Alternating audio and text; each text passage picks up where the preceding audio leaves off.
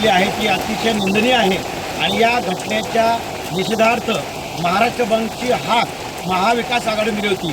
महाराष्ट्रातल्या तमाम लोकांचा जो संताप झालेला आहे, जो उद्रेक आहे, त्याच्याकडे लक्ष वेधण्यासाठी सरकारने सत्ताधारी महायुतीमध्ये बसलेले बेटी पढाव म्हणणारे लोक आणि आता त्याच बेटीकडे दुर्लक्ष करत आहेत।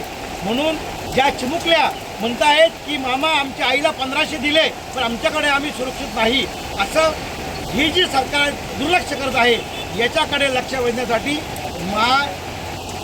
महायुतीच्या निषेधार्थ महाविकास आघाडीने बंद केला होता। परंतु त्या ठिकाणी न्यायालयाचा सन्मान करण्यासाठी आम्ही हा बंद मागे घेतला वरिष्ठांच्या आणि म्हणून आज पाचोरा शहरामध्ये 1 तासाचं भर पावसामध्ये महायुतीला सरकारला आमच्याकडे लक्ष वेधायला पाहिजे की आम्ही भर पावसामध्ये हा जो आमचा आक्रोश आहे हा आक्रोश घेऊन आज महाविकास आघाडीचे सर्व पदाधिकारी भर पावसामध्ये आज पाचोऱ्यामध्ये फिती लावून फिती लावून आम्ही या घटनेचा तीव्र निषेध केला आहे।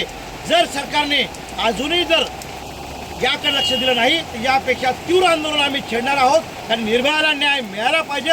तब्बल 17 तास ज्या लेकीच्या आईला बसून ठेवलं आणि निर्लज्जसारखं या सरकारचे लोक म्हणत आहेत की याच्यात राजकारण आहे, त्यांनी स्वतःचं आत्मचिंतन करावं असे मी सरकारच्या लोकांना सांगतो आहोत। आणि महाविकास आघाडीचे आज भर पावसाचे आंदोलन आहे, याकडे सरकारने लक्ष वेधावं असे मी त्यांना आवाहन करतोय।